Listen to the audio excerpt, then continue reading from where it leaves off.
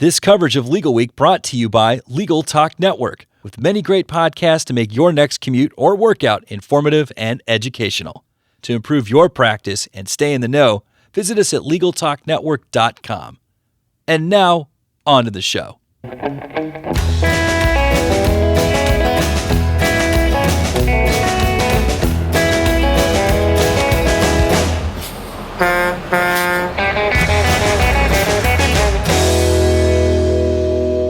Hello, and welcome to On the Road with Legal Talk Network. I'm Dan Linna, and it's a pleasure to be here with you. Today, we are recording from Legal Week 2020 in New York City.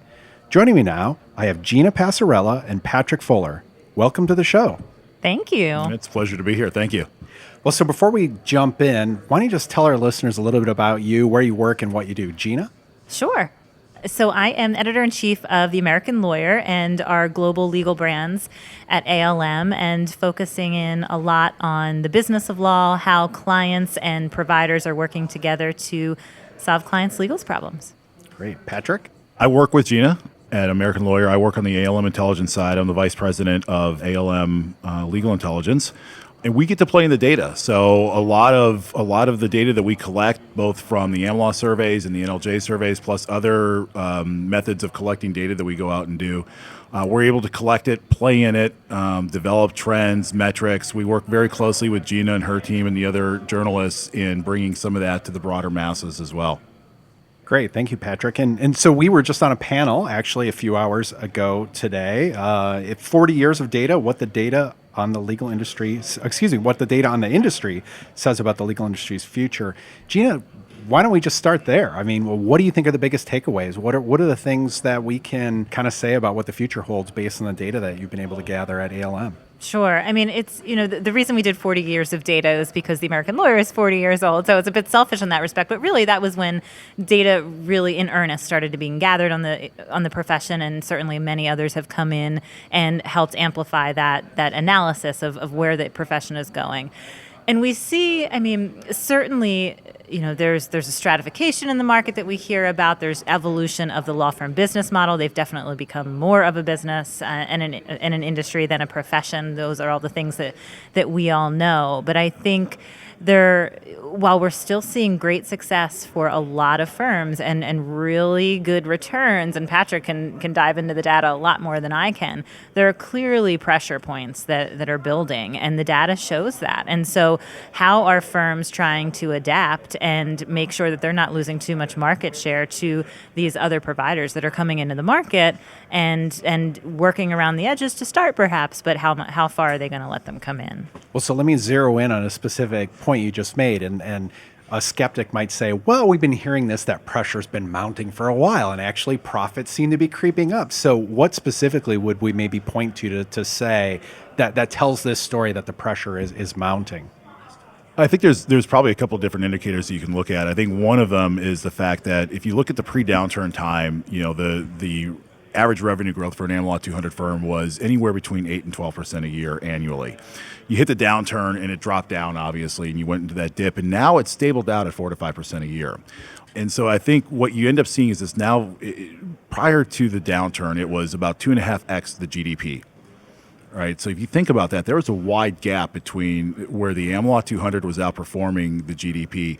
Now it's mirroring it much more. And so you're starting to see, I don't know if it's much more, if it's pressure points per se, or that it's going down, like it's decreasing in any way, but I think it's just coming back into, it's a regression analysis, right? It's regressing back to the mean, and we're seeing where it should actually be. So I think it's interesting. The one thing that we pointed out this morning in one of the sessions too was the fact that as we look at the S&P 500 real sales growth, the ebbs and the flows of their numbers and the volatility, that the AmLaw 200 almost follows to a large degree a year behind it as well. So you're starting to see when there are dips or growth spurts in the S&P real revenue growth, you're seeing that mirror effect about a year later in the AmLaw 200. And so when they hit pressure points, that cascades back down to the law firms.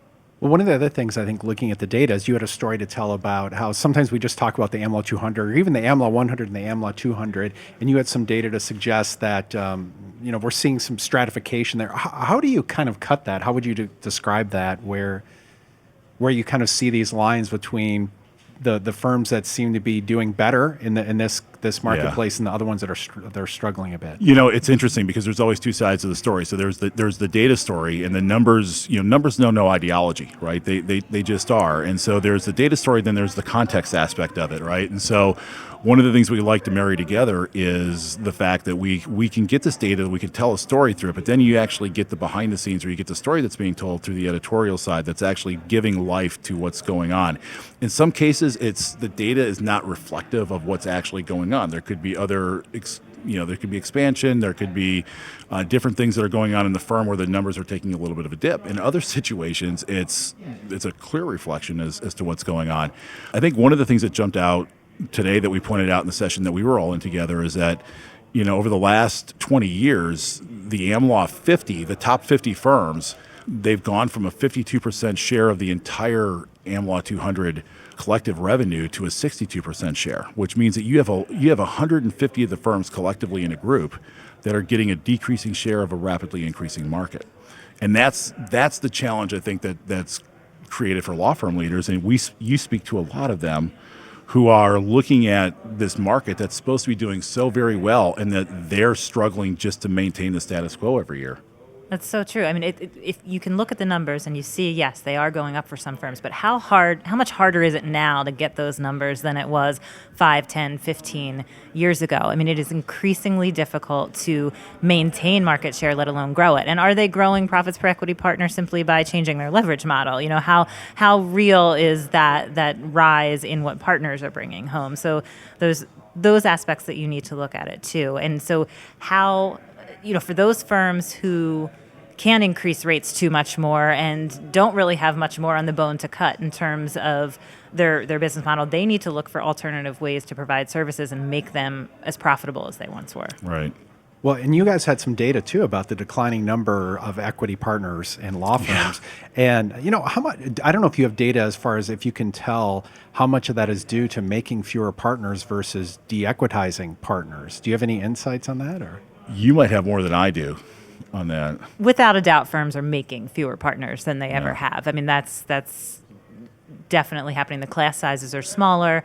Some firms have maybe seen a little bit of a growth over the last couple of years, but for the most part, the class sizes are smaller. But there's 100% the de-equitization is happening. I mean, and frankly, a lot of firms, even when demand is strong, had room to de-equitize because they were over capacity in the wrong places. And Patrick, you tell me if you think that's right or not. But right. I think, the way that they were staffing matters, and unproductive partners and dealing with that's something that just any smart business would do. So, we're seeing a combination of a lot of factors. Firms getting a little bit more mature in how they manage their business.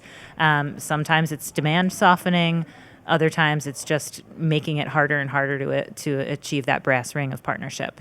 Well, there's a lot of boomers as well too, and so it's a good opportunity to sort of recalibrate your leverage model through succession at that time. So there's a built-in natural occurrence where you're going to have a number of partners that either they're aging out depending on the bylaws of the firm, or they're just deciding to retire, which when we all got into this business 20 years ago, you didn't hear of lawyers retiring, right? They kept going to the office even though they might not be billing things. And now you're seeing lawyers retire.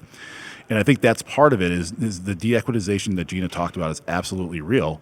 The other part, though, too, is that they're not backfilling those people. They're letting that leverage model stay where it is. And the numbers are really interesting because in 2000,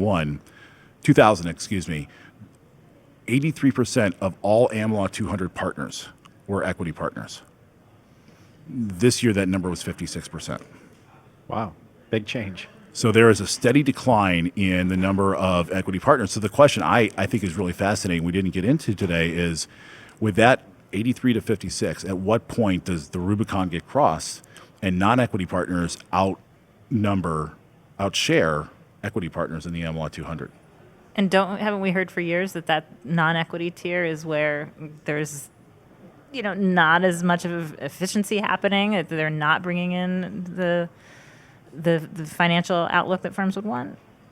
But they're also some of the most profitable, right? So, and this is what's really interesting is you're getting seasoned lawyers that you can command not necessarily premium rates for, but high rates.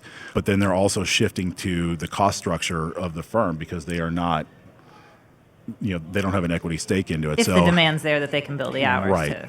to make that work. Yeah, but I do think it's interesting, though, that they are making equity partnership more difficult to get. I think what's going to be interesting to watch is the downstream impact of that with students coming out, law students coming into the profession now. Because you and I, we've talked about this, and we've heard this more, that there are more associates coming in now that are not looking at partner track the way associates did 20 years ago, 25 years ago.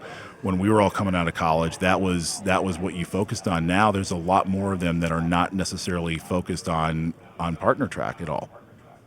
Yeah. Well, I mean, one of the things we talked about on our panel are the different ways law firms could create the culture and the platform that would be much stickier, not just stickier with the clients, but for the lawyers as well. And so having project managers and data scientists and technology available, but also creating an environment that more people would want to stay with a particular firm. They would choose a firm for addressing some of these challenges that we know have been problematic and have resulted in high turnover.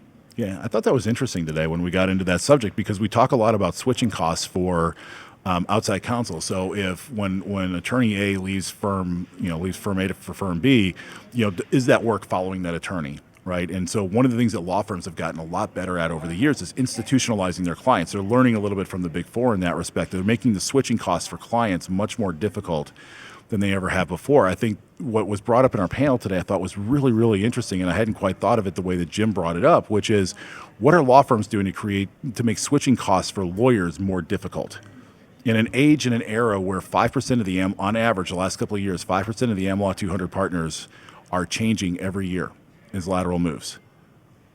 That's a lot of turnover. That's a lot of cost associated in through there. The headhunters, by the way, love it, but that's a lot of commission.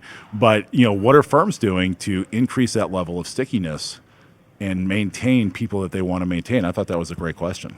No, that was so interesting. And I mean, we have a panel tomorrow on non-traditional career path. I mean, law students, you're absolutely, Dan, you know it better than any of us, but are increasingly interested in other ways they can put their law degree to use. And there are so many more options, and within a firm or external. And so that's a talent management issue that law firms are going to have to wrap their heads around. Yeah. Well, just at basics, right? The management and leadership inside of these firms, the lack of project management contributes, in my opinion, to a lot of these problems.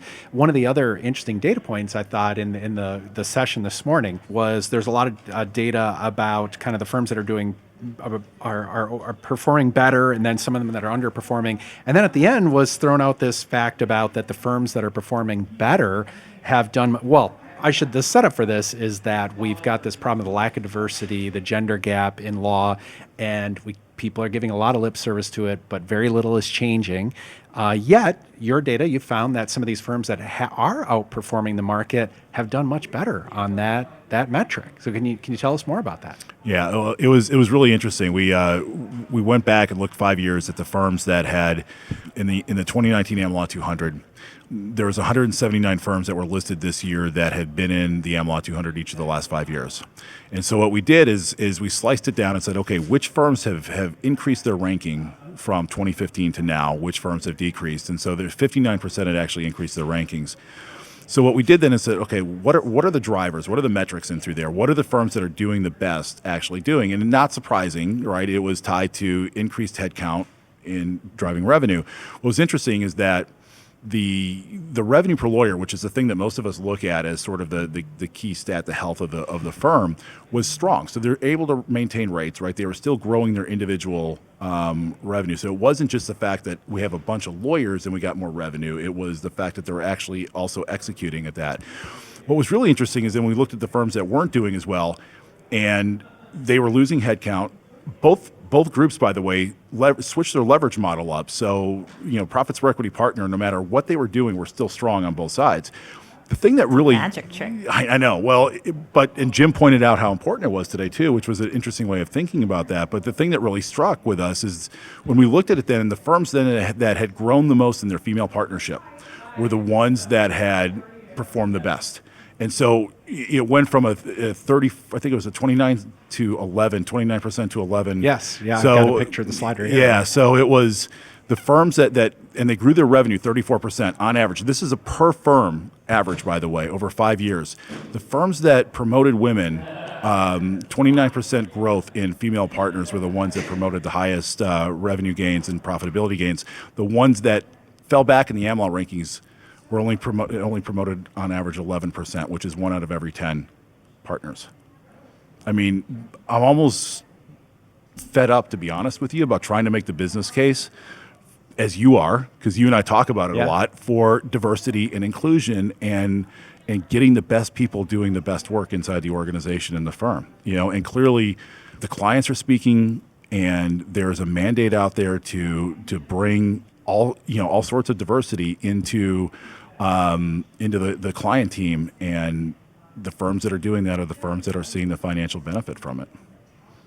Gina, what do you think? Like with the law firm leaders you talk about, I mean, how can we get them to use data like this and you're getting more profitable, right? But then also we're solving this problem that we say we care a lot about.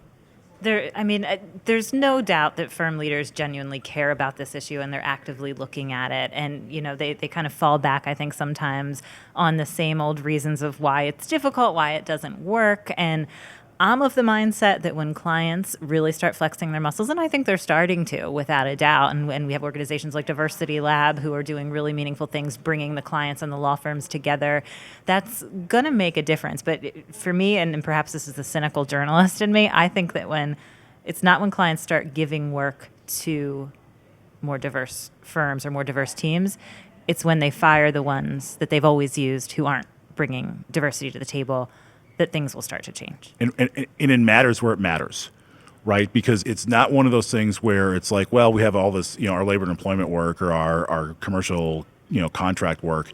It's when there's something that's bet the bonus and they're firing a firm because they're not bringing the team to bear that they want, then that's when it's going to take hold. Well, so let's shift gears just a little bit. What providers do you think are best positioned to thrive in this evolving marketplace? Gina? Oh, fine. Throw it to me first. All right. I think what we learned from the last panel that I was just on the Big Four, ALSPs, law firms restructured, and it's a clear theme throughout all of this. You put the clients in the mix.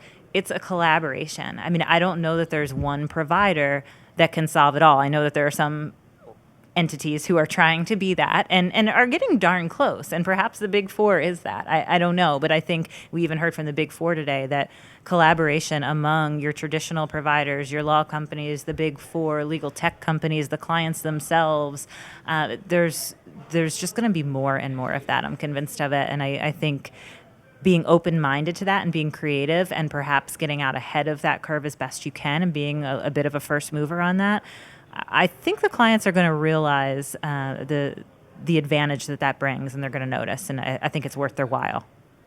Yeah, I would agree with that. I think that the thing that we look at a lot is the firms that can scale, and they can find a way to sort of leverage technology in a way that they haven't done before. So law firms clearly miss the Industrial Revolution. Right. Yeah, and so, right.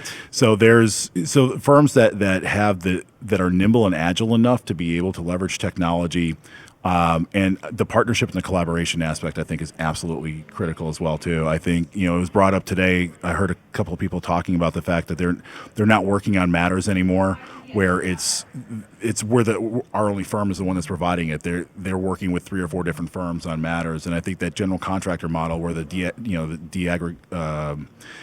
Disaggregation. Thank you very much. It's been a long day. Exactly. Yeah, you both have been here for like 14 hours or something. So of legal source, I think that's going to continue, and I think what ultimately though that's going to be really interesting, because then it gives you're able to pick the best out of the best, right? So if you're building your house and you say, okay, I'm going to have a general contractor here, but I want the absolute best carpenter, I want the best flooring person, I want the best roofer. This is kind of what you're able to do with that. I think what you're going to see, and I'm a big believer in pendulums, right? So we're seeing all this right now, this kind of disaggregation in some respects. We're also seeing a lot of collaboration. We may get to a point where we get to, okay, why am I collaborating? Let's just bring it all in-house. And maybe there's changes to the regulations that make that easier to do. And so we see things kind of go back and forth. But I think providers are thinking about the way they provide services differently regardless of under which entity it's under.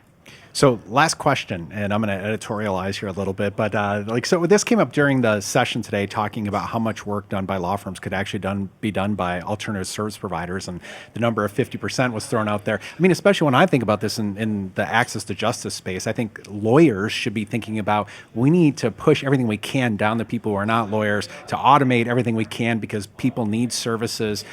In the law firm world, that means the story there, I think, is we need to be thinking about what are the additional new things that lawyers going to do to add value. I mean, are we maybe not thinking far enough down the road to thinking what that law firm looks like? Are we just really focused on these? I mean, we got to do these foundational things, but are we not envisioning what that future is really going to look like?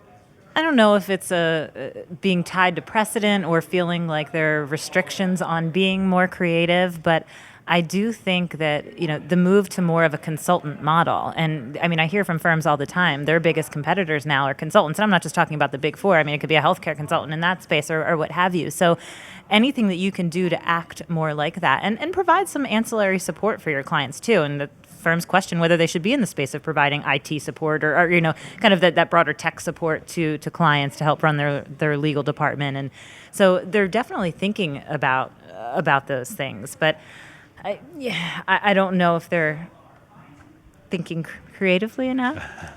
I'll say this quickly. I think I agree, and the consultant model is really, really interesting for a number of reasons, obviously. But one of them was brought up today, where we were talking a lot about preventative law. And that ability to have that business conversation, get into the preventative law aspect of it. And that's something that the big four in particular, but even some of the other, you mentioned healthcare or, Mercer or a company like that, right?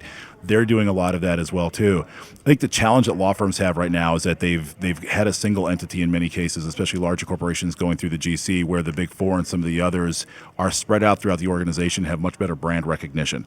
And I think that's one of the things that could ultimately, when Jim Jones said 50%, I tend to agree with that in terms of volume, and I think it could get a little bit higher because of the brand recognition that a lot of the big four has throughout the entire organization, especially at the executive level. Well, the problem, Dan, with firms pushing as much work down as they can, and why your follow-up question is so important as to, well, what else are you going to fill that with, is a lot of firms can't afford to push much work down. Every firm that I meet with, every single firm tells me they want to do the highest end work for the highest end clients. Right. Well, there is just only so much of that to go around.